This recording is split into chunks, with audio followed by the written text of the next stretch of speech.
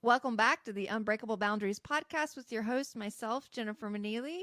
I have a really interesting thing, something I have not ever done before, which is a married couple. So I have Nick Dotson and Kaitlin Spiro. Is that right? I should have asked before the recording, but Spyro. Like a dragon. Spyro, sweet. Yeah. Mispronounced that one right on the recording, but that's how that goes. Anyway, so so this is going to be I'm so grateful for them for the willingness to come and share, because I have a lot of spouses that are trying to navigate this world of addiction with their spouse, and they don't know where to go. They don't know who to lean on. They don't even know what they don't know. And so I'm really grateful for them for being willing to sit down, because Kaitlin has pretty much been with Nick throughout the entire addiction from beginning to end. They've been together for so long, watched so many things, so many challenges. So I'm very interested in hearing both sides of the story. So thank you guys so much for coming on and sharing your journey with us. Yeah. Absolutely. So I guess really to get started, I think what would be good is Nick, if you can give us just maybe just a couple of minutes of what was the beginning from you? Like, when did y'all meet? At what phase of the addiction was? I'm gonna ask too many questions at once, but I know you can keep up. I got it. What phase was your addiction in when you met, and what was the early stages look like for you guys? So we met when we were 15, right? I was a freshman. Yeah, and Yeah. I was a sophomore. Sophomore. No, maybe a junior in high Yeah. school. And I think within, if I wasn't already at that point, I was not sooner or later, within a couple months, I was drinking by myself, like beers at my house and stuff. you know, a different from my friends. Right. So and that's a lot of times around that age, like 15 is a lot of times when people kind of start experimenting and Yeah. but they do start seeing something different in themselves than they do with the rest of their friends, and I think Nick started drinking way before that. Yeah. It's just 15, 16 is when it Addictively. started getting so that's like what a right. problem. Yeah. Yeah. I mean, my first drink when I was I talk about this a lot. It was maybe like 10 or 11. Wow. And I've talked about this a lot, but cousins, we snuck me some wild turkey and Coke. He poured a finger for me, poured a finger for him, and I immediately just hit it down, and I was like, okay, cool, let's do that again. And he's like coughing at it, and I'm like, let's do that again. And the immediate feeling I got after going inside is I felt, in my mind, normal, and like oh crap, now this is what I'm supposed to feel like. Comfortable, I guess. I was just talking with someone even recently, so I'm glad you said that, because she's a parent. She was asking me about her kid that has a drinking problem. She goes, there really does seem to be this space when she seems confident, she seems like herself, she seems, all these things when she's just drinking a little bit. And she even says that I feel so much better when I'm in that right space of kind of the beginning of the night or the beginning of the addiction, where it just makes you feel like, oh my God, I am now fitting into my body for the first time. I think on a scale of like what it's like inside versus what it's like outside, where on the outside from people or people looking on me, I wasn't really that awkward, but to me, I thought I was like putrid and awful to be around. And then that drinking brought me to the place where I felt a million times more comfortable, and I was like, dude, I gotta be so much better. And where maybe I might have only been a hair better. And like, I think looking back on that now, obviously it would have been a lot more efficient in the sense of not destroying so many things, that if I would have had those same feelings naturally versus chemically, or naturally or versus whatever you want to Yeah. categorize drinking and drugs as addictive behavior or whatever. So Kaitlin, y'all met at 15, and this was when he was starting to drink, I guess, addictively. When you met him, did you get a sense of that? Not really. I'm not sure that I even really like understood what that meant when I Right. was that young. It was just like he was fun and exciting and a little bit crazy, and that's what I was drawn to when I was that young. Right. I didn't boy. have yeah. Actually, when we very first met, he used to wear this like leather jacket with like big ass spikes on it. And the very first time we met, we were like standing in the hallway by one of our mutual friends' lockers, and he like bumped into me and basically like stabbed me in the shoulder with his spiked jacket. And the rest was history. Love it first stab. Yeah. No, but I didn't have a whole lot of experience with that in my life growing up, and so I didn't recognize any signs of it at that point. And I don't think it was even until like later after college where I was like, okay, it's time to like grow up and stop the party phase. And for a lot of people, like it does stop. They get a job, they become more responsible, they leave the party life behind, but that never happened with Nick. So the continuous. The beginning looked a lot like what you would expect from any normal, I guess maybe rebellious teenager. Yeah. The Yeah. bad boy, the bad Exactly. girl, the kind of like, oh, we're in it, and then you kind of go into college and you're like, all right, I mean, I'm gonna start adulting now, and Yeah. Nick I have kind of responsibilities now. right. We're gonna start doing Yeah. the normal thing, right? And Yeah. and Nick kind of just didn't keep up. Yeah. Just didn't. He just didn't. So So. so what was that like? Both. I guess we'll start with Kaitlin. What was that like for you? Kind of looking like, when did you start questioning? Like, is this a problem? Man, I think, let's see. I don't remember exactly how old we were, but it was a few years before our daughter was born. So it moved from more than just drinking, and it turned into other types of drugs. And there would be like evidence of it around the apartment, and we had a friend who moved in with us who was a heroin addict, and we were trying to help him get clean, get him a job. He fell off the wagon and then sort of pulled Nick in with that, and I think that's where it really was like super clear that it just went downhill from there. Yeah. And go ahead, Nick. No, I mean, which is funny because looking back, I see it a lot sooner. I saw it in Richmond, so which would have been VCU. At that point, like I was waiting tables, and I would go out drinking after work, and then I would go to an after hours club. So like we were both drinking a lot at the same time, and still not in that like time to grow up phase. We were just living like just enough to pay for rent and pay for the next trip to the bar or the next whatever, you know. Right. I guess it's harder to see because you were, I guess, like you were saying, you were in it too. Okay. I was still in that phase of my life, so I didn't notice how detrimental it was what he was going through too. I just thought it was like, this is just where we are right now, and it's fine, and it'll change later, you know. We'll stop eventually.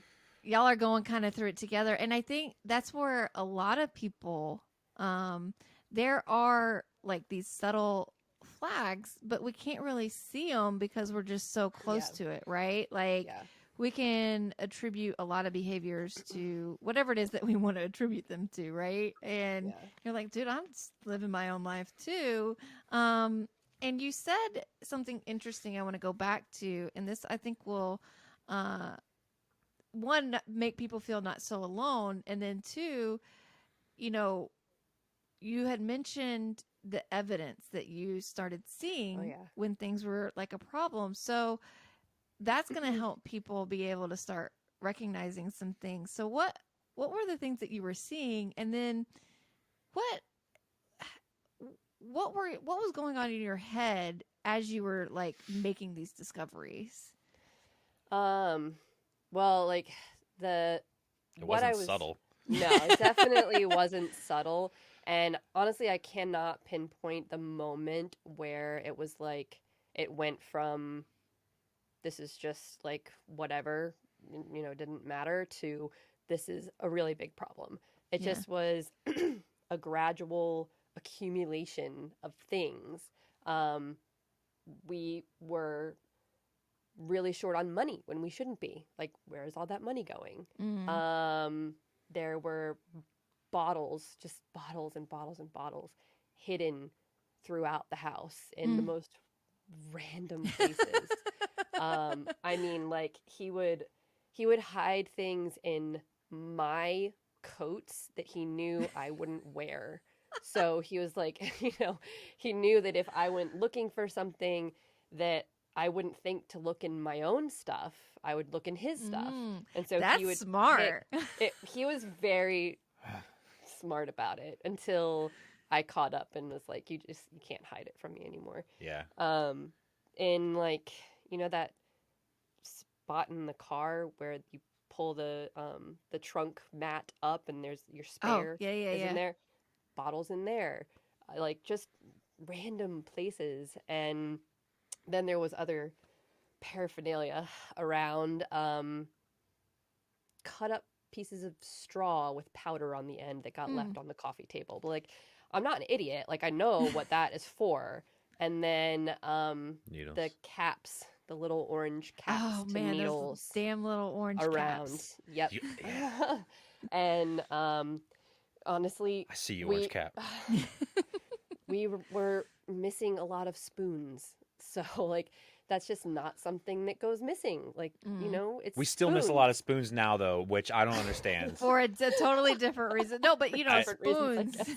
Yeah. Well, actually, now like they get lost in the garbage disposal, and when they get chewed up, I throw them away. Oh, but okay. Before that, it was not because of the garbage disposal. Right. Would you like pick up a spoon? Would you pick up a spoon and be like, "What's all this black stuff on it?" Yeah, that, and be like, "Why is this bent back? Like, why is this bent? Like, it doesn't make any sense." And so, just stuff like that. And I would find his kits lying around sometimes and hidden in places, like a golf bag. I found them. Golf bag. Yeah, golf bag. And we're not golfers. And it was just like a place in the garage that he thought I wouldn't go.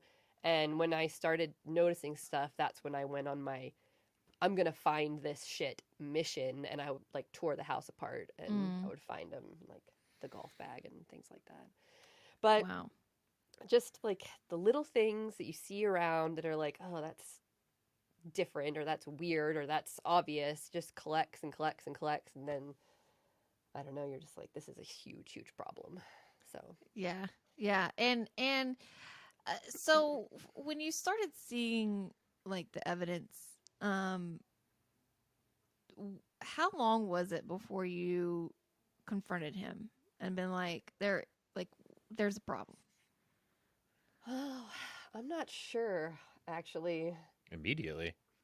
Well, it was immediate to you, but in my own head, like, I started seeing stuff and I don't think I was immediately like, why is this bottle hidden here? Because that's just not my style, I guess. I'm more of like let's see what happens here, and I just like log it away in my head. Timeline wise, it's a little, well, let me run through the timeline real quick. So, drank addictively-ish, moved to California with my friend who was an addict I took him there to clean up. I took him to San Francisco to clean up, which by the way has the biggest open air drug market in the world. I was already living in California in the Bay Area, and he followed me like a year, 2 years later. I was drinking then, but it was okay. Like it was. I mean, it wasn't okay, but it was okay It was for us. manageable. Yeah. Yeah. He relapses, and like she said, takes me with him, and then that's when I started doing heroin. I went from like just drinking to heroin, and and then the bottle she's referring to is when I stopped heroin ish and started just drinking again. And that was it was transference. It was like, oh shit, I quit heroin, but I was drinking. Gotta have something. He Yeah. did manage to quit heroin like on his own cold turkey, which is very impressive, and I don't know that many people that could do that. I on quit to their whiskey. own. But yeah. But exactly, like when he stopped that, the drinking just like Exploded. Yeah. Yeah. Exploded. And then that, that happens a lot of times. It's like when we start getting deeper and deeper into our addiction, it's like, okay, this drug maybe want to back off, so we turn to something else. Unfortunately, we've already progressed into something much deeper, so we have to do more to get the same kind of numbing effect which is what we're really after, right? So, Nick, so when you were, I guess, like leaving these little bits of pieces of evidence around, what was going on? Like when you were hiding things, like what were you kind of telling yourself? What were you hiding? What was going on in your mind, if you can remember? Oh man. Why you were acting that way and hiding in that way? Sorry, you just froze right there. Yeah. We only so heard part of the question I got was like what was going through my head basically. So okay, I'll re-ask it. I'll try to try to remember to edit this part out. If I don't remember to edit this part out, this is the back end. there's your visual cue right there. Right. So Nick, when you were like leaving these little pieces of evidence, quote unquote evidence around the thing, what was going on with you in terms of like what did you think was going to happen if she found out? And why? Because it sounds like it was fairly obvious. Like you said, oh, it's obvious. So why did you make it obvious, I guess? I think, man, I had this internal fight in my head with her that we weren't actually having, was that she would understand how much this helps me, how much this allows me to be, but all she can focus on is that it's such a bad drug. I mean, it is. It's terrible. It's heroin. Terrible. You can't try and convince a normal person that you can use heroin responsibly. But I was convinced because I used it at work. I was going to work. I was sometimes. I was trying to progress. The pain from working in the kitchen, like I did for so many years, was away. So I felt better. And my main thing was like, if I can keep this away, I can keep it off. I can keep the burden off of her of like worrying about me. And then I'll be the one to make sure that I don't overdose or shoot something not supposed to or whatever. I'm smart enough to take care of that part. He's not a super detail-oriented person either, so I don't think he noticed when he would leave something on the table. Like, I don't know. I think it didn't even occur. I wanted to hide it. Yeah, he tried to, but just didn't do a good job. It was not like he was just too high to really realize that. Yeah, it's like, well, your straw is showing. Yeah. So things start really progressing, and now you're very well aware that I do want to say when I first found out that he was doing heroin, I punched him in the face. I did. I did. It's amazing. And it was a very deserved punch. How did you like the best reaction, but it just like it took. It was the reaction, right? So, how? So then I have to ask, how did you find out? I don't even know. Honestly, it was when we were in California when we were living with Billy, and I'm pretty sure that I walked in on him in the bathroom. And like he was sitting there and there was things around. And Yeah. that was just like, it's very difficult because when you have proof but not proof, it's very hard to confront them about it because they feel very attacked and they're very good at explaining stuff away, especially if we were living with someone who was a heroin addict. You could easily explain away what this was. Be like, okay, well, why is it in our bedroom? You know, and he'll be like, I don't know, maybe he went in there. Like, how do you argue with that? Okay, yeah, maybe he did. It's highly unlikely, but maybe. So you almost have to have this like concrete in your face proof in order to confront them about it. And so that's what it did. It just like took over my whole body and I punched him in the face. It was not the healthiest reaction, of course, but it was like I had no control. And I think we tried to move on from there. It took many, many years, but that was the tip of the iceberg right there. Right. Yeah, that was just a sign to me to hide it better. Do it He outside the tried. house. Yeah. He tried, but it didn't work that way. It did. So, so you find out, and then I guess my next question would be like, when she punched you in your face, Yeah. what was the after? Like, what was the aftermath of that? Like, what was the conversation you had from there? You're just like, well, Crocodile tears. Crocodile tears. Yeah. I'm like, oh my God, I'm stuck. I don't know what to do. I'm in pain. Feel sorry for me. Yeah. Easy. And it plays on any heartstring. Like I say it funny right now, and it's terrible because if you care about somebody and that person is, even if you don't believe them, they clearly are in pain. They're clearly in pain so much that they'll take a needle and stab themselves with it. You get swept. I mean, I saw her get swept up in it, and it was easy to utilize that. Obviously, she later on, that didn't work no more. She's like, "You're a piece of shit. Stop." Yeah. But in the beginning, it was easy to utilize her emotions. Absolutely. Oh yeah. And it's like, oh, now I'm busted. So how do I get you to stop being mad at me? I know I am going to claim all of this, like you said, crocodile tears, vulnerability. And I need you to help me. Or, I mean, the best weapon that I've noticed is valid sentiment, but weaponized. So was I in pain? Absolutely. And was there something wrong? I was just like the beginning stages of my bipolar. Was there something like clearly wrong in that avenue? Absolutely.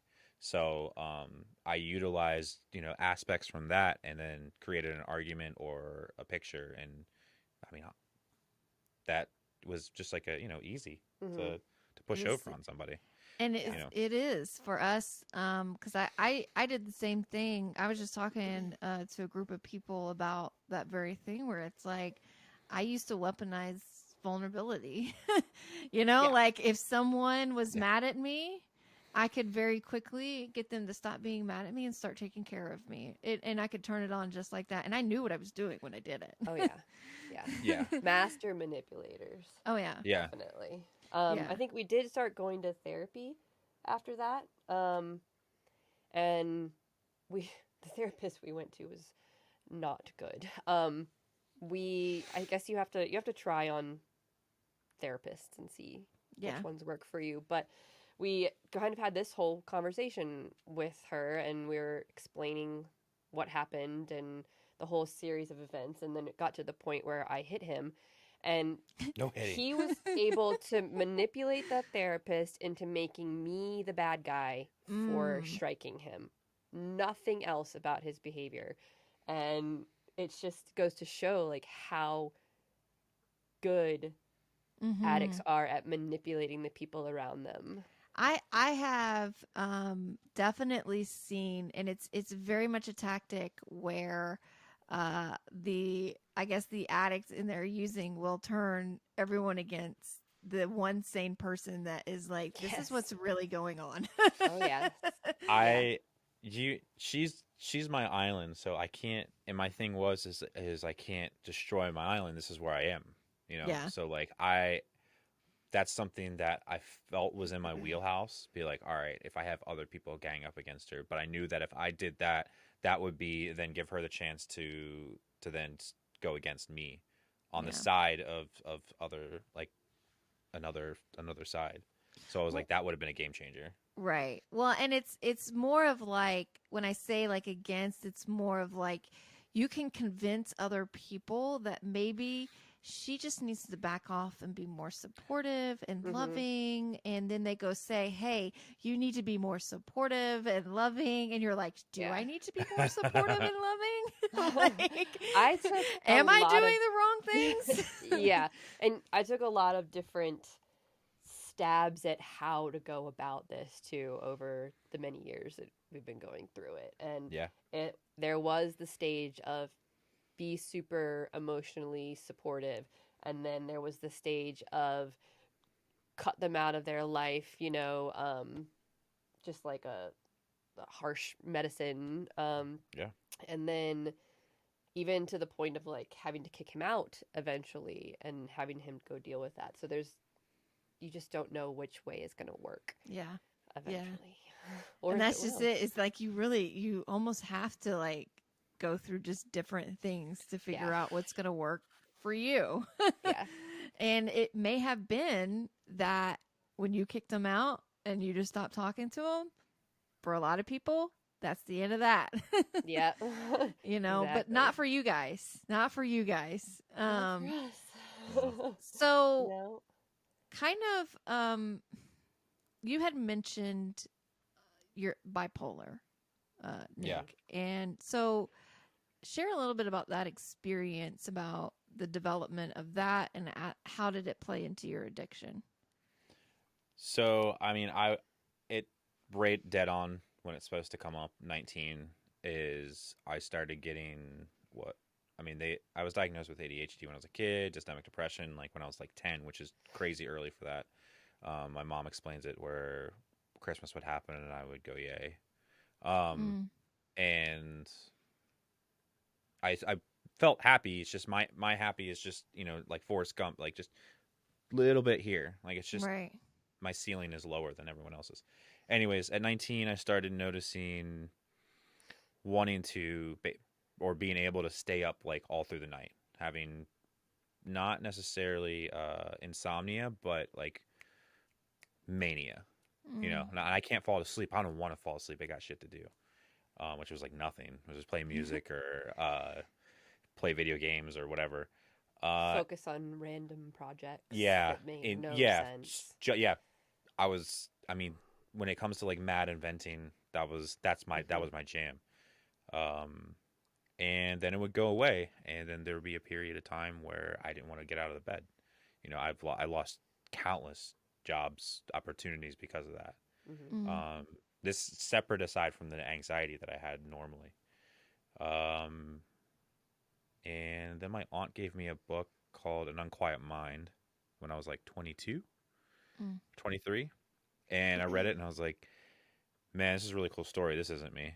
God damn it. Like, and I had this really good conversation with her, like crying and, this, she's like, your dad has it. He clearly does.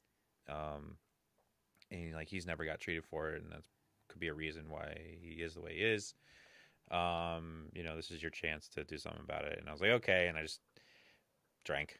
So I knew I had it, but I didn't want to have it at the same time. Right. And just When you were young, Yeah. too, Yeah. 22-ish. it was scary. I didn't want to And like yeah, like how do you process something like that major? And Yeah. I don't know. I guess a lot of times you just want to take the easier way out, which the easier way for Nick was drinking, yeah. just to quiet everything. Well, so that I love the mania. The mania's great. Get a lot of shit done if you're not too crazy. But the depression was I treated that in a really funny way, as I treated my depression with a depressant, but for some reason the Mm. alcohol stimulated me and made me comfortable enough to get out of bed, unless I had too much, and then so Right. be it. There is that like fine line. That's a lot of people. This is why a lot of times these underlying like mental health issues like bipolar, schizophrenia, stuff like that, addiction will often come hand in hand because of that reason. Is because it's like I'm just trying to figure out a way to balance out here. And it's further confusing is that addiction can mimic schizophrenia, bipolar, depression. Well, all the above. a lot of people get diagnosed bipolar when they're really not. They're just, in their addiction. It's like, well, if you're switching from meth to heroin to alcohol to all of the above on any given time, it's going to mimic a lot of diseases. And then you're not telling anyone, and then you go to a doctor and you're like, what's wrong with me? They're not like, well, you should stop using meth. They're like, well, let's diagnose you bipolar. Right, yeah, exactly. That's one of the challenges, with addiction and having these other things is how hard it is to actually figure out what is really going on. So you don't even know legitimately when you're in it what is the actual problem here. That's why I think it takes so long too. I don't, at least personally, I'm not saying it doesn't exist, but I don't know anybody who was like, I was an addict for like a year and I figured it all out and now I'm all better. It takes a long time. The guy from Malibu Passages. Oh, I don't know. I think did he die of an overdose? He did, but his famous quote is, "I was an addict, now I'm not," or whatever. Yeah. It takes so long to untangle. I used to be an addict. So you just, I don't know. You just don't. It doesn't happen quickly. It's not a quick process. No, I was. I will say, I went to rehab. People were telling me, "Oh yeah, you're an addict." I'm like, I must be.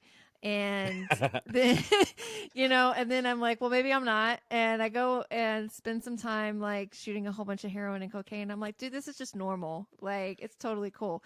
And it took a long time to really actually come to terms with that I had like an addiction, that I wasn't just in some sort of weird phase in my life of substance abuse. It was like, no, this is something really serious. I didn't want to admit that to myself, and it can be really hard. And that was without any sort of like underlying, obviously I think addiction, there's always going to be underlying mental health issues. That's part of why you have the addiction, right? Yeah. Trauma, whatever, depression, anxiety.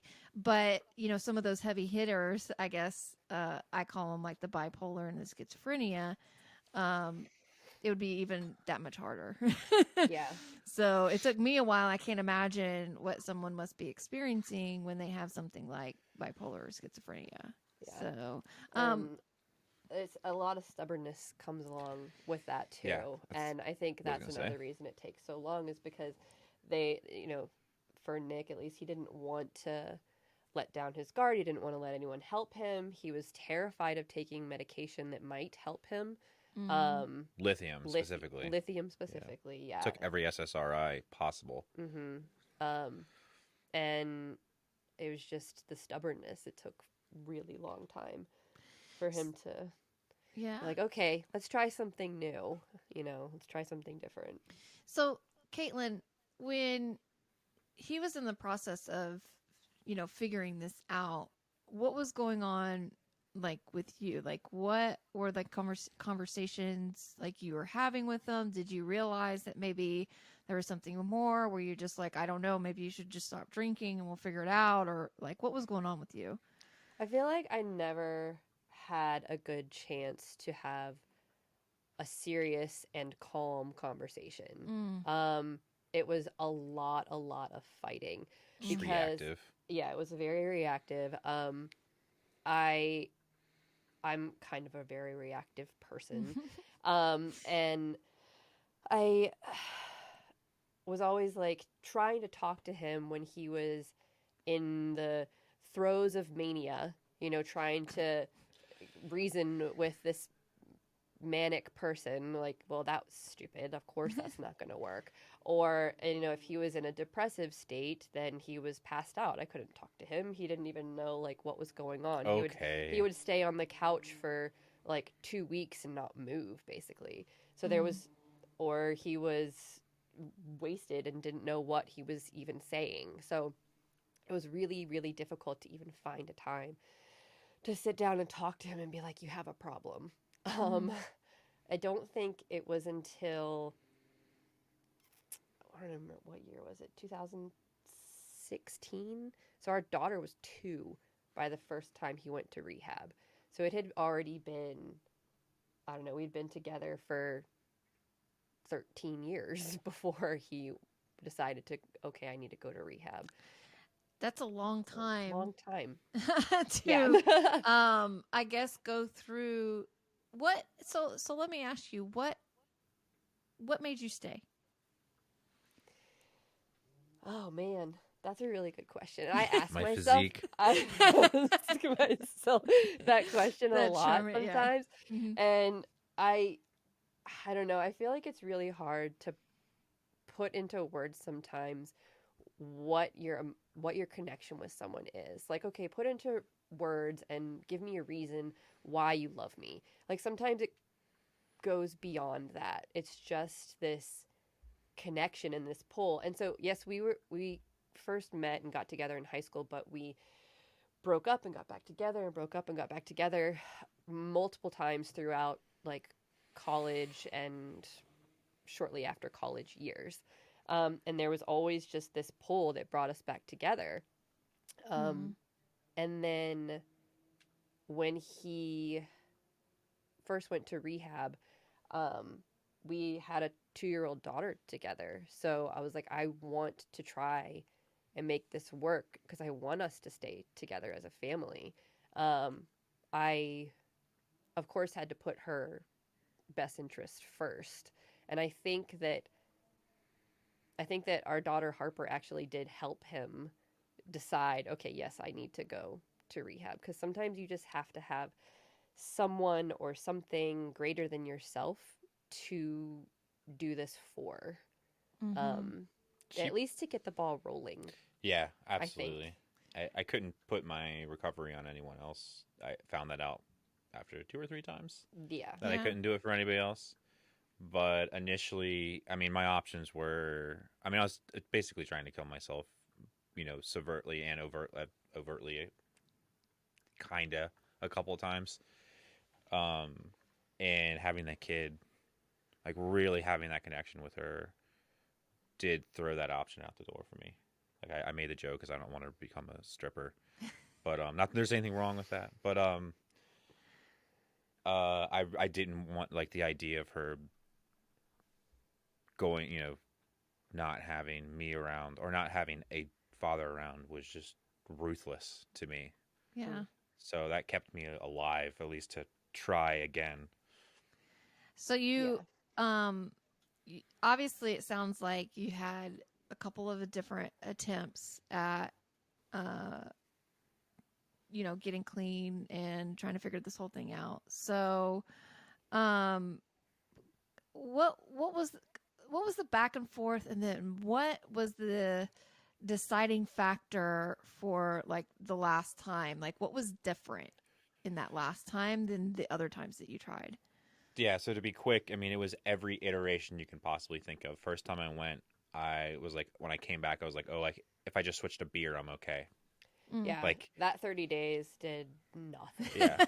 I mean, he came back and it was right back into it. Yeah. Really. Like, but I was like, if it's not liquor, then I'm good. yeah. Right. And also the beer I was getting was like, I was like, the only way I would buy it is if it was like 2 digits of gravity. So, like, if it was anything below 10%, I'm like, no, I don't want that. And that really folds into all the rest of them. Is the next one was, I'm gonna quit, but I'm not gonna do anything else. And then after that was, I'm gonna quit, but I'm gonna think about trying some type of program, Right. whatever. And then I did the program. That one, well, that time where he was like, I'll sort of do the program. You had what, like almost a year of sobriety without like any. Miserable. Yes. Well, he was Miserable. miserable, and he says like he was white knuckling it the whole time. I was taking SSRIs that when I would take them, everyone else loved me. I was enjoyable. I was manageable. I was outwardly happy. On the inside, it was like I was living in like a husk. Wow. It was terrible. And so that lasted about a year and a half. And then after that, I only relapsed for maybe like less than a month. Yeah, but it was severe. It was brutal. Yeah, we were living in Oregon at the time, and we were moving here to Asheville, and we were on a trip to Asheville to check out the house that we were going to get, and it was just like off the like almost out of nowhere, off the rails relapse.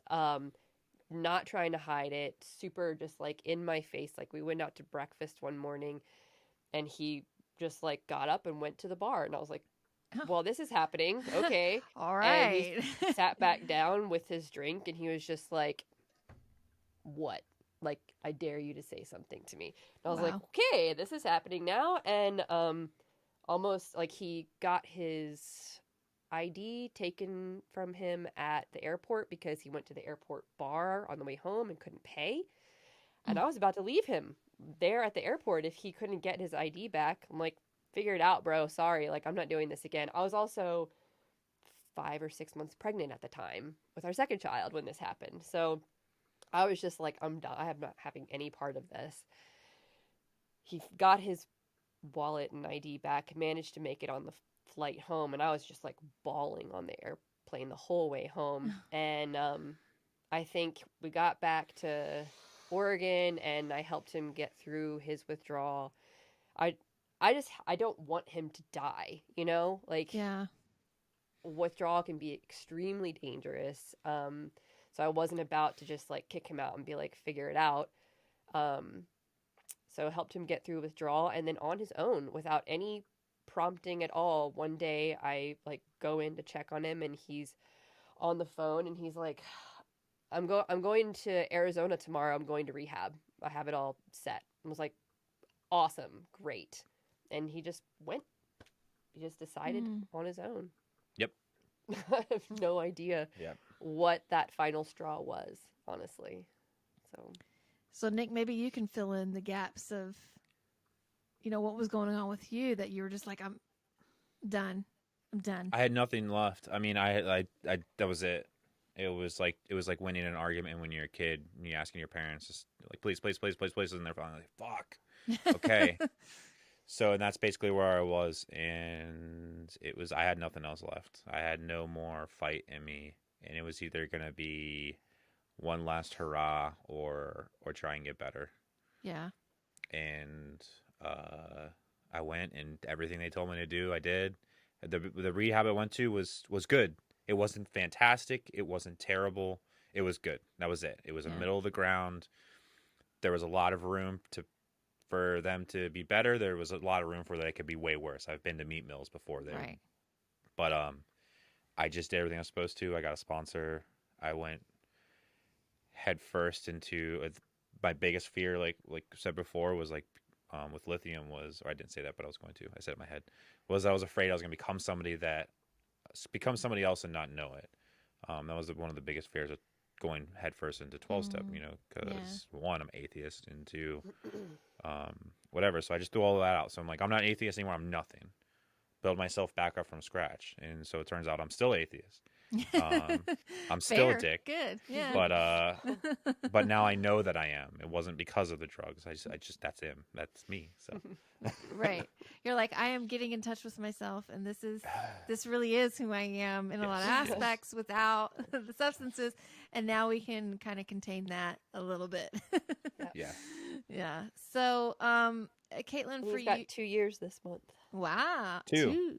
I just said that. Oh, I think you said 3. No, 2 years. 2 years. Yeah. Wow. Yeah. That's a big congrats. Thanks. Kaitlin, when he came back from that, could you see any sort of different changes than all the other times, or were you just kind of sitting back going, let's just see how this goes? Definitely, let's just see how this goes, because I had been burned so many other times from being like overly optimistic. So Yeah. I approached every time with optimism but caution. Oh, absolutely. You know, and really it's just about like regaining trust, and the only way you're going to do that is with time and to prove it. You Yeah. can't their words like mean nothing anymore. You just have to take everything they say with a grain of salt and be like, okay, we'll see how this goes. Action. Action. Exactly. Action. Exactly. Yeah. And the one big difference this time was the medication that he was taking, and I started taking lithium in Arizona. yeah, on this his last stint. And I guess it was, I mean, he just proved it. You know, he was true to his word, and I guess he knew that he meant it this time, but he's the only one in his head. So he understood that he has to prove it to everyone around him. So, what, so like, when did you feel like you could start, and I won't say letting your guard down, because I'm sure in a lot of aspects you may still kind of, maybe kind of side-eyeing it sometimes, of going, Yeah. you know, checking in with yourself, checking in with Definitely. him. But when would you feel like you were like, I can kind of relax a little bit? Like, what was that? Can you remember that moment? It was definitely gradual, but I think when he got an idea and actually worked for that idea, and started seeing stuff through, and was responsible about it. Like, he had a plan, and he actually made it happen and was excited about it. Even if it was like long, tedious work, he was still excited about it and still like jazzed and like ready to go. Previously, he would get an idea and get like a 16th of the way through and abandon it. So it was really just about like him showing his focus and dedication to something.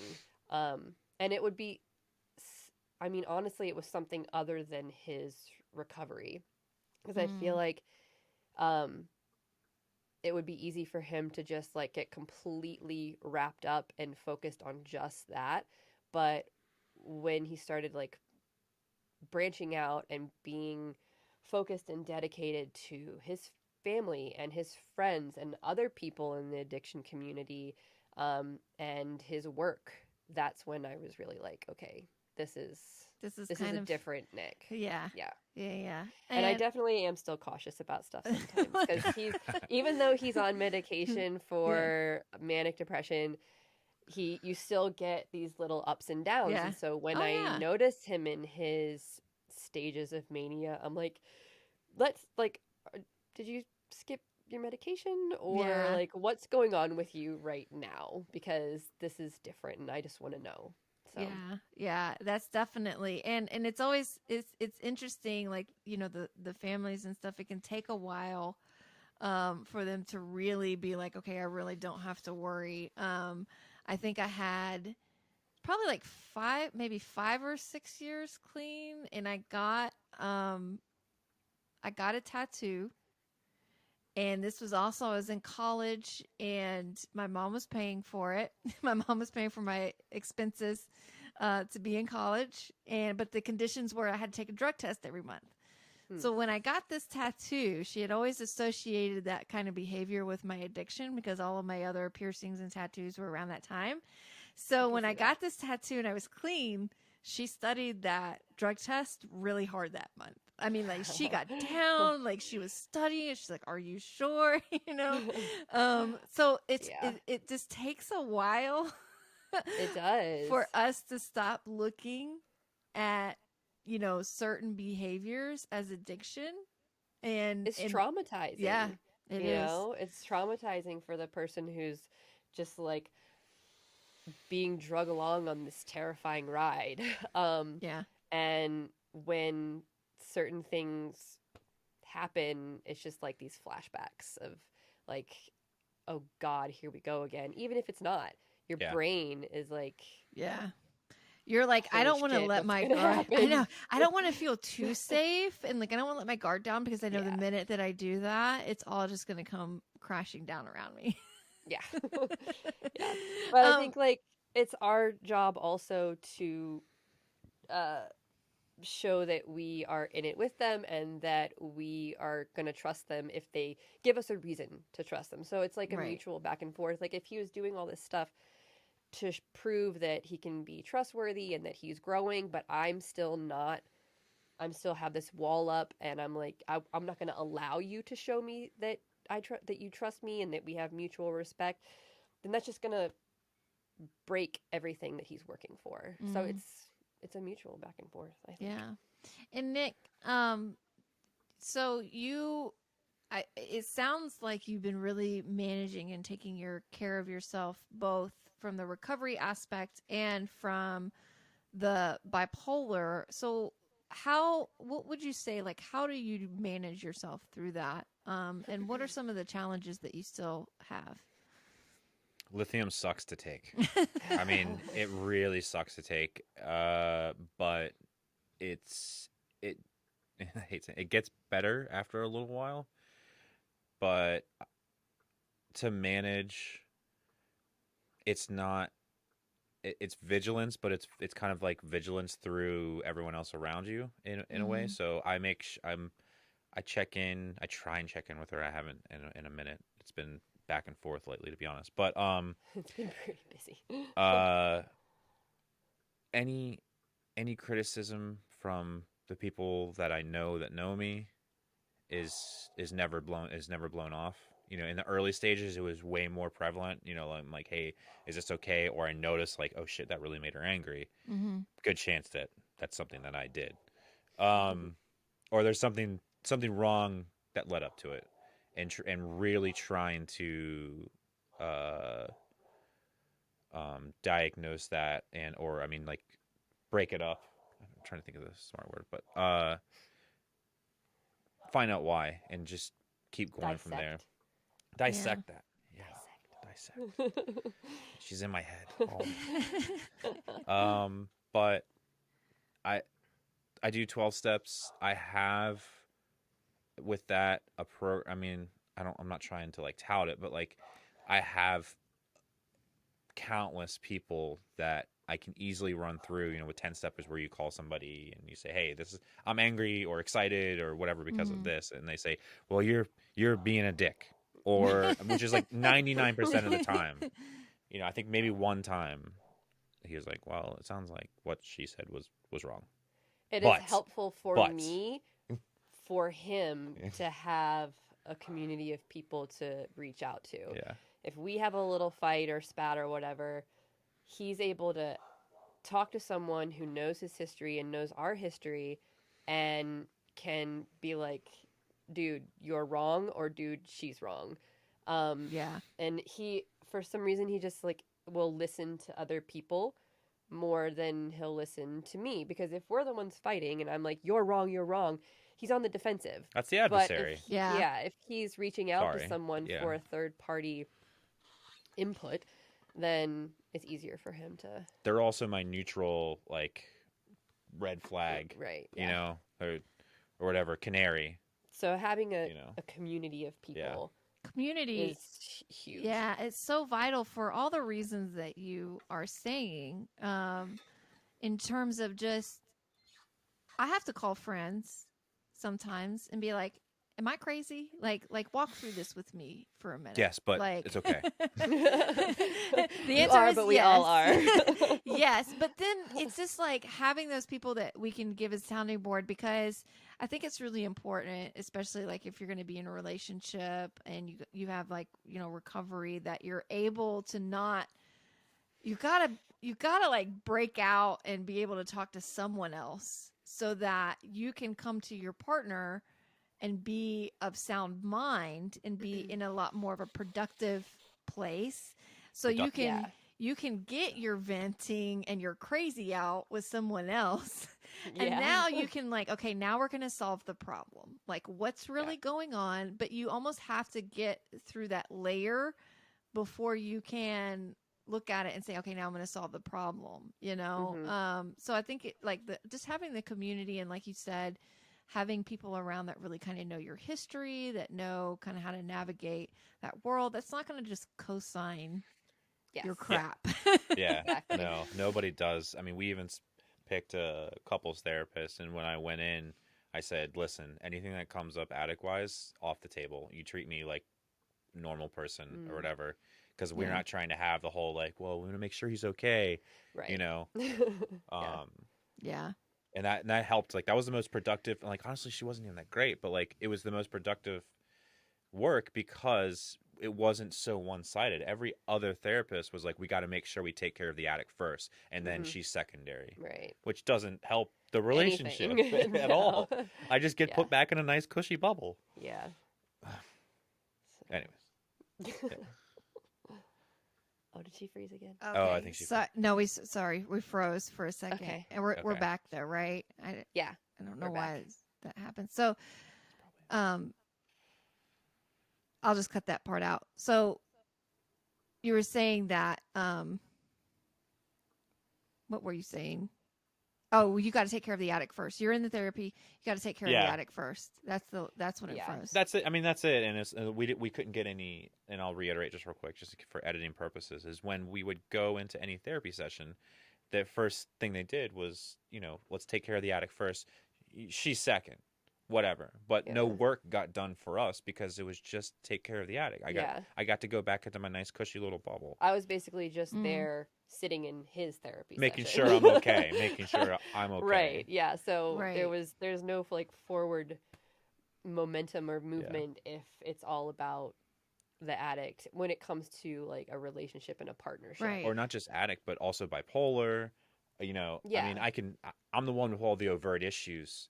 And she's even said before, which is like awful. She's like, what do I need to get the same type of attention? Do I need to be suicidal and an addict and bipolar? I have said that before. Well, and that pisses me off. I'm like, it's out of want frustration. Like, do you want it? But it's out of frustration. But how accurate is that for like even for the families? It's like, well, how am I supposed to get my freaking needs met? Everyone's sitting here like sugarcoating everything and giving you all these like nice little skate things, like you can get away with so much more and everyone wants to take care of you, but what about me, you know? And I think a lot of times families feel like that. It's like, wait, I'm the one getting like manipulated and lied to and mistreated and just shit on every day. And you want to take care of him? Like, are you freaking serious right now? Like I can definitely understand where it does become really frustrating to feel like you are being heard as the family member of what it's like for you. Yeah. I think that's a reason why a lot of, partnerships through addiction just don't make it. Like you just have to, you have to find this like strength inside of you and find the real reason why you're with this person. Because you're going to go through the fucking ringer. And you have to be like prepared for it. And I think, some relationships just don't make it. And that's just the reality of it. And it's going to hurt. And I guess you better have a really good reason for staying and working through it. Yeah. And I think it's important, like what you're saying, for the family members to make sure that they're taking care of themselves through all of this, that they have a place where they can be heard, where they can be the ones being taken care of, where they can go through and have people being able to like resonate with them. Like, this blows. They're off doing their thing, not feeling nothing, while I'm over here having to wonder if they're going to live or die, Yeah. Yeah. And that can just really take a toll. But it seems like that y'all have a lot of really amazing things outside of, recovery and outside of all of the mental health, y'all have like a life. You have a kid, right? You got a little girl. Two? Dos. Yeah. Dos.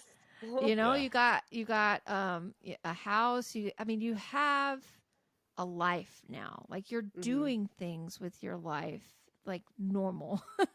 Yeah, exactly. It's not just about the addiction and like what damage it's doing to our life. It's like it's still part of our life because it's going to be for the every day for the rest of our lives. I mean, the studio I have is originally rooted in exactly with addicts. Now, some wonderful things can come out of going through this, and like the studio. And speaking of which, that's kind of how me and you got connected was through this studio. Through you have, I'll just let you explain what you do because you're going to do it much better. But you have Broken Helm, which is a podcast. Broken Helm, not Broken Home. Broken Helm. You said it right. No, you said it right. It's just that like I need people hear it HELM is every time I say it to somebody, they're like Broken Home. That's a cool. I'm like, it's not. No. Broken Helm. So depressing. Oh, like a ship's helm. It's HELM. Basically, the original idea was like old school Motown, except in Motown where you went into the studio for free, but they owned your soul. We own whatever's created there, but give the same industry percentages as actually way higher. For that service, we're gearing away from that. That still is offered. Now we're a company of addicts trying to make it. So we're just recording regular audio. It's a lot of production. Yeah, a lot of production now. We just kind of started back up like a couple weeks ago. Yeah, like recording podcasts, and you've had like guided meditation people coming in, and people trying to launch their singing or music careers, and Nick and his partner are able to, record good quality and help produce all of that. Yeah, I know Nick has helped me so much in my own stuff. Like most of the equipment that I have probably all came from his brain. Because I'm like, when I first started doing this, I'm like, I don't know. I see the mic. This is my favorite mic boom of all time. It's like it's $10 on Amazon. It is, yes. Yeah. And it works. So I don't even have the other one out, but like there's this like $100 Rode or whatever that. It's bulky. It doesn't move. This thing is amazing. I love it. Yeah. No. I have the thing that I have is like you're right. It's like $10 on Amazon. My stuff I couldn't figure out. I was like, well, I want to be able to do interviews, but I can't figure out how to. Initially before COVID, there was times where I was doing in person. I was also, I was like, well, how do you even do that? How do you have two mics set up? And like, how do you put them together? I couldn't figure it out. It seems so simple, but it's not very straightforward. It's not very straightforward. No. And, I know that you helped me out. You have a great studio. I came over and did a podcast recording a while back for a different podcast that you had. And, your studio was amazing. I was like looking around. I'm like, wow, this is this is like real time, and you just knew a lot, and I can really appreciate. And I think it's really great when I know. Actually, up on Wikipedia till 6 a.m. But see, so this is what's so great is when you have someone dedicated to something like this. And I don't want to stay up and look through Wikipedia till 6 o'clock in the morning to figure out how to freaking make, all of this stuff work. Just freaking tell me. But you have that passion. And what I think is really great when we find these things in our lives beyond our addiction, that we can really excel, that we can develop, that we can hone in, and it creates this amazing journey for us to give us something outside of the mental health, the chaos, the addiction and stuff. You're like doing things, and you're also helping the community. Because like you said, your podcast stuff, your studio is basically, it's like addicts coming together and supporting people's passions and dreams and the things that the content they want to put out into the world, and you are facilitating and being that bridge to help people get, some of their own stuff achieved. Yeah. So. Mhm.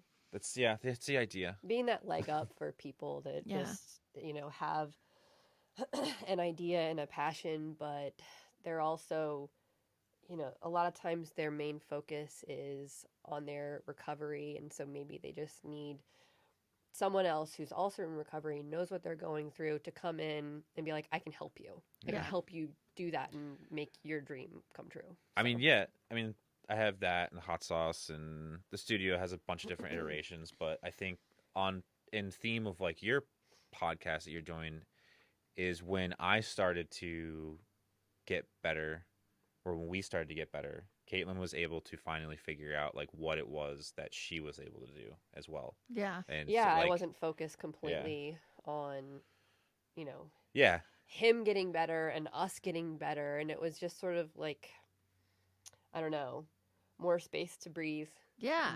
More clarity of, where you wanted to go. I think that's the ultimate sign that we're doing better. Is like, I mean, I can have crazy ideas all the time, but if she's not doing something, obviously other than like, we take care of the kids together, but like that's not living for us. No. I'm sure some people get by doing that. That's great. Fantastic.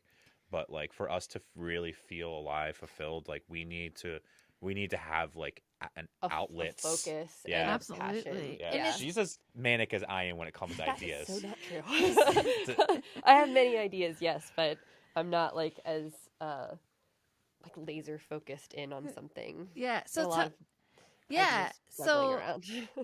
Kaitlin, tell me, like, what is it that you found that brings you passion? Like, what do you do? Because it can't be all just about the studio, right? There's something else that you do. So what is that for you? Yeah, so when I moved to Oregon and Nick had gone to rehab for the third time, I think. My stepdad had just died, and so my mom was lost and in need, and I was also lost and in need. So I moved away from Seattle, moved to Bend, Oregon with her, and I was really able to like focus on what just made me happy. And so I started One Oak Market, which started as mostly jewelry design, different precious stones and mixed metals, and just sort of evolved into a line of jewelry. And then out of, I don't know, it was just like a side project, was making tree ring prints. So Nick brought one down. It's an example here that this is one that I just made and hung up in our house, and everyone that came by was like, that's really cool. That is really cool. Yeah. You can't, if you're listening to this on like Apple or Spotify or something, you can't see what it is that we're talking. Yeah. It's a cross section of a fallen tree, and we had gone on vacation, and I picked it up, and so it's like got meaning behind it for me.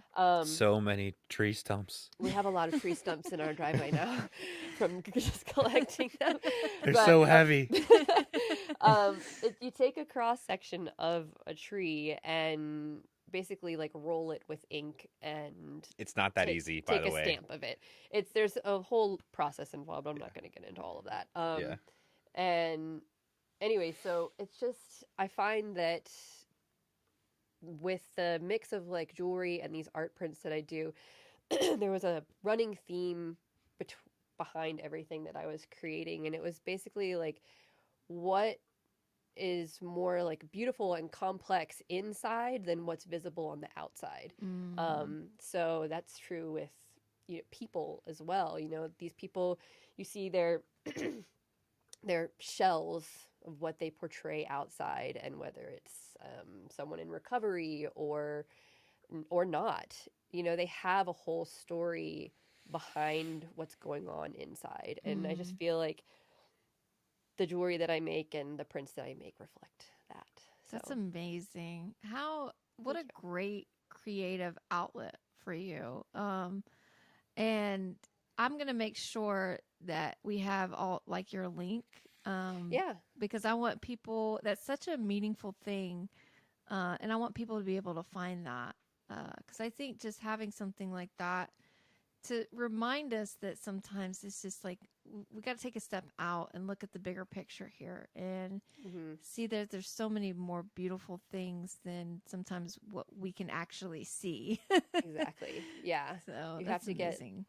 just dive deeper. I mean, yeah, all of our art and everything we create is, I mean, you sort of said this is like the beauty of imperfection, you know, kind of like Yeah. nothing, I love that. but at the same time, like I can't draw a straight line, so that's what we got. That's amazing. Nick, you had said something about, I'm going to go back to this. Something about hot sauce. What was that? Yeah, I'm doing I have yes, this is like how mania is. I have a hot sauce company as well. We each sauce is dedicated to some charity. And it's very overt to say the least. I've been in fine dining for 15 years. I love hot sauce, I always have. And I made this one. It was a green goddess style. It was made out of the peppers that I grew, and it just blew everybody away. They're like, "Holy shit!" And I'm like, "Dude, I just make this all the time. I can make hot sauce like for days." And they're like, "Why don't you do it for money, whatever?" And I said, "Okay, I like money." And I had a really hard time. The reason I'm going to this because it's helped. This is good, coincides with being an addict and like finding yourself or whatever. I had a really hard time like what that company would look like or anything. I didn't know what to put in the bottle, how to form it, whatever. And one of my best friend, he says, "Do what you want to have, what you want to see. Like, do your bottle." And I'm like, I don't think that's okay. I'm like, you don't want to know what's going on up in I'm this. like, it's gonna be like 1980s punk posters and calling people cunts on the bottle, and it's gonna be awful and insane, and that's what I did, and everyone loves it. So, yeah, it was surprising. Yeah. Like we even had one of our friends and get a set for her son for Christmas. Oh God, the son's 7, 8, 9, around that age, and we're like, you've read this, right? You know what this says? And she's like, yeah, don't judge me. Like, no judgment. I just wanted to double check that you've read the language that's on this bottle because it is adult, but it's hilarious and people love it. Yeah. I think sometimes we just gotta, find humor in like when we're really being ourselves and we do the things that we want to do instead of stifling based on like, quote unquote cultural norms or whatever. Yeah. Yeah. Part What of people are going being, to think. it's like part of finding out, more about ourselves. It's like, I don't want to stifle me anymore. I'm going to just be me. I'm going to be me, like, no matter what arena you go into, I'm going to be me. If I'm in a country club, I'm going to be me. That may include, cussing and looking at you and telling you all, whatever it is, right? Yeah. Because this is about life or death, to be honest with you. Yeah. And so if, it's one of those, if you make a hot sauce and you want to put adult language on your creation, your hot sauce, by George, that's what's gonna happen. Do it. I think the biggest problem, and you hit on it real quick, and I'll shut up after this, is that I didn't know who I was after addiction. Yeah. Like at all. Like there's lots of parts of me now that existed there as well. But I needed to make sure, like there's this void period where I was just kind of like a blob, where any type of behavior that was like then I was scared of. Yeah. And now I know that there's bits and pieces that aren't necessarily positive that are just like a part of me, and they're not, any overtly negative stuff. Yeah, I want to get rid of, but being super overt I don't try and be offensive, but it's a knack.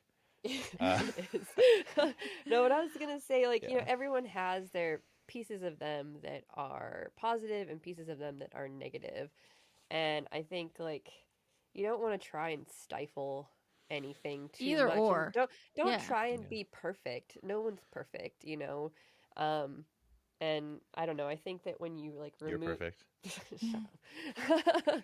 I think when you remove some of those like blocks that you put up for yourself, you know, like for Nick, he's like, "Oh, I can't go there because I might offend someone."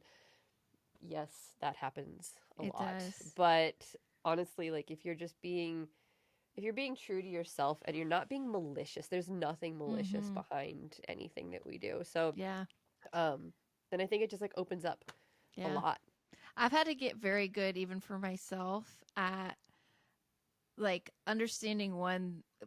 I do believe in like being honest, but like being honest within reason. Like I don't want to set out to hurt people, but Yeah, sometimes there are exactly. Yeah. times that it happens. And what I've had to get good at is not stifling that part of me, but also being able to be aware and like read the room, one, and then Yeah. two, like coming Yeah. back and owning what I have said or done that may have hurt someone, right? Mhm. So it's like I'm not going to stifle necessarily that part, but maybe I did say something that wasn't wrong, but that definitely triggered someone else. Mhm.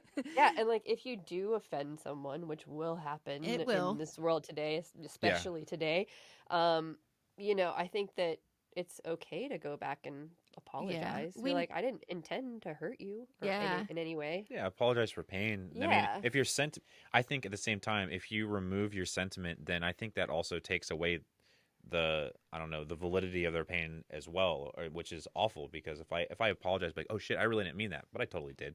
You know, No, don't say I didn't mean it, but like right. I'm sorry that I hurt you. Yeah, no, I Yeah. was saying in a different sense Yeah. where, you know, where if I had the opportunity, like, oh, I'll take it back, Yeah. you know.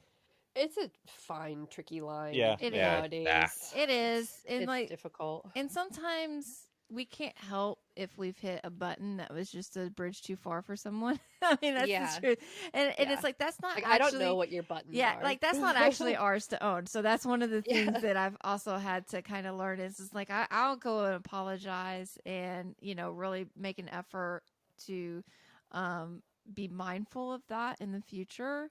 And I feel like we also need the freedom. I need to give the freedom to someone else that if they piss me off, I want to give them the freedom to come back and own it and like we can talk about it and move on. And you know, I feel like in this world sometimes we need more freedom to do that. Like we don't have to pigeonhole someone forever into that. Like forgive people with it like within reason, you know? Yeah. Yeah. I mean, it's taken a lot of like forgiveness, I It's think, still on the way there, yeah. Yeah. Yeah. on both of our parts, Yeah. really. You Yeah. know, there's not in any way saying that I was perfect through our journey and, you know, I'm the only one that needs to forgive him and I haven't done anything wrong, She's you know? she's pretty saintly though. Well, It's pretty like I mean with the awful. whole like punching you in How- the face and Yeah, stuff, exactly. but you know that it's was totally earned. I've Yeah, been I have exactly. earned 2 punches, one from her and one from my best friend here, and the other punch was because I was shooting a shotgun off drunk in the backyard, and we wow. lived in a neighborhood full of cops. And he punched me. He felt terrible. He called her. He did. He called me. He's like, I hit Nick, and she goes, first thing, what'd he do? What he did. We weren't living together at the time. That was many years ago. I don't know, probably like And 10 years ago. He told her, and she goes, yeah, hit him. He Cool. deserved Hit him it. again. He deserved it. You no need to apologize. Yeah. That sounds like a valid reason to hit that man. Yeah. So, but you know, in Anyways. this world, I think you know when it comes to forgiveness is a whole lot less about the other person than it is for ourselves. Mm. You Yeah. know, and that's what I try to like remind people is it's like you're not letting them off the hook for their Right. behaviors. You are forgiving them so it doesn't keep you Yeah, give Yeah. your heart, give Yeah. that Give angst, it give a your chest rest. a rest. Yeah, Like, give it- exactly. like, you you can't can't- you carry don't- it with you all the time. you don't want to hold on to the anger and resentment. Right. Sometimes it feels good. Yeah, but it's not about letting them off the hook for their bad behaviors either, you know. Yeah. So, well, listen, this was so fantastic. There were so many good moments in here. I just really appreciate the conversation today with you guys. So, thank you so much for coming out. I'll make sure to have the links to your stuff on my Yeah. show notes so that people can find it. First of all, I'm very interested in this hot sauce, and second of all, I'm very also interested in this jewelry. And I think like when people are creative in that way, it just, when I see something, so I can look at the picture behind you and without any context or meaning, it's like, oh, that's cool, but now that I know more of the story, I'm like, that means that looks very different to me now. Yeah, goes a little deeper. Yeah, they really. I mean, I thought about this. I never say anything, but I really was thinking like, not Portlandia style, like give the story of the chicken, but like, Sorry, hold on, we froze. Where do we froze? We froze right when I said that looks very different to me now. Oh, so the okay, that's right when I started. So I didn't say anything to her about this, but I've always wanted to have like where the tree was found. I like, do put that in. Oh, you there. did? Oh, So I put it. Well, everything is from here in Western North Carolina, and it's all like fallen or felled on purpose or cleared from Okay, but mostly the Forestry Service. what you don't have on there is a story about us getting it, and that's what you put on there. Is the argument we have where I'm like, I don't want to fucking get it. Why are we getting this? It's cold. It's wet. There's bugs. Cold, it's wet. There's It's sap. heavy.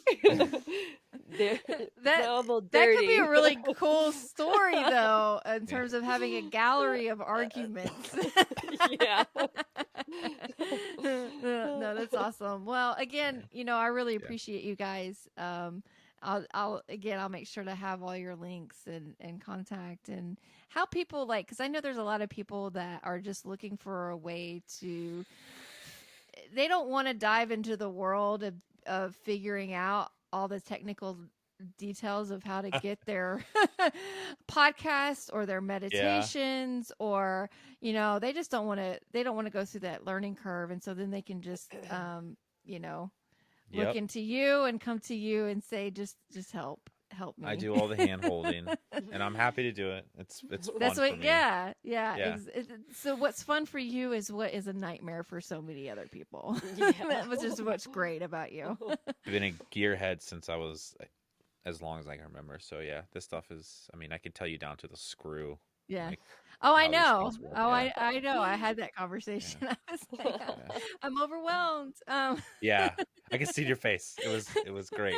I'm like, Anyways. I don't know. You're talking to me in a completely foreign language right now. But I still appreciated it because what it did was, even though I didn't understand it at the time, as I started moving through this, I had a better understanding of what was going on. And also I ended up solving a lot of problems that I didn't know I was going to have because of what you were talking to me that I didn't know what it meant at the time. Yep. If that makes sense. Yeah. So I was like, oh, this is what's happening. I can fix it. I remember this conversation. This is how I'm going to solve that problem. So Google's pretty good, but I think the problem with Google is you have to know the right question to ask. Yeah. You can definitely type in, my mic is doing X. But do you know how many hours of research that I put in before we had our conversation? And I still didn't know. And then I think I think you ended up wanting, and we'll end here. I swear. I think you came to me and you're like, I'm gonna get this USB mic, and I'm like, don't do it. Don't do it. And I did. Don't do it. Yeah, and I'm like, it's gonna sound like you're in a tin can. There's no such thing as a good one right now, and I think there might be one or two on the market now, but there's a lot of people will use like the Yetis. I got a Yeti. I spent like $125 on a Yeti. Yeah, and I still didn't like it. I'm still terrible. using. Sorry, Yeti. Yeah, come out with a better product. I mean, but I was like, well, this doesn't sound any better than the. I don't want to go down that road. But anyway, yeah. The point is I have my setup that I feel really good about. because of you. So I really appreciate that. And so thank Thank you. And thank you for listening to this podcast. If you want to listen to more or find more information out about this podcast and more of what I do to help families, you can go check out my page at unbreakableBoundariespodcast.com.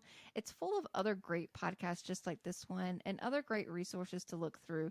And please remember to share this podcast with others. You never know who may need to hear this. People are often hiding their battles in this arena, and sharing is a great way to provide this valuable resource to a person you may not even know who needs it. And don't forget, there is always hope, even when things seem the most hopeless.